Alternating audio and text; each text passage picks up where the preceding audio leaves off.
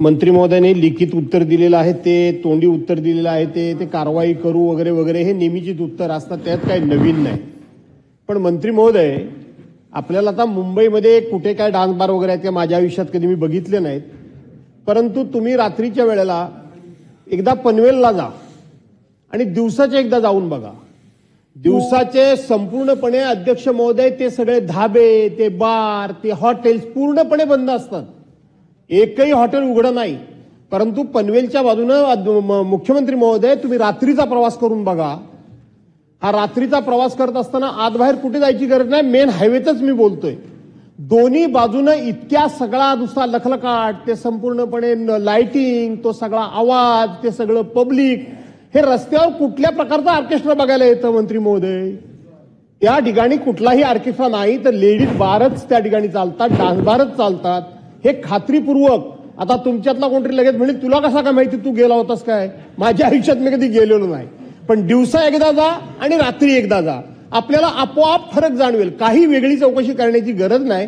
आणि म्हणून खरोखर जर आपल्याला याच्यावर बंदी आणायची असेल तर आपण या विषयामध्ये एकदा खात्री करून कठोर कारवाई कराल का मुख्यमंत्री महोदय?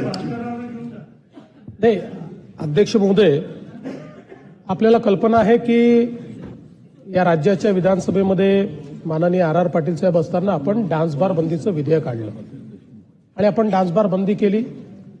त्यानंतर सर्वोच्च न्यायालयाने ते आपलं विधेयक हे निरस्त केलं. ते निरस्त केल्यानंतर मी मुख्यमंत्री असताना पुन्हा आपण नव्याने विधेयक आणलं आणि पुन्हा डान्स बार बंदी केली.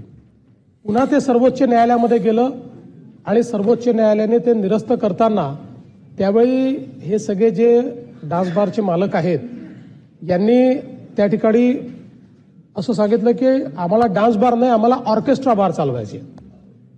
मग सर्वोच्च न्यायालयाने त्या संदर्भात आपल्याला निर्देश दिल्यानंतर आपण अत्यंत कडक अशा प्रकारच्या अटी शर्तीचा पुन्हा कायदा केला.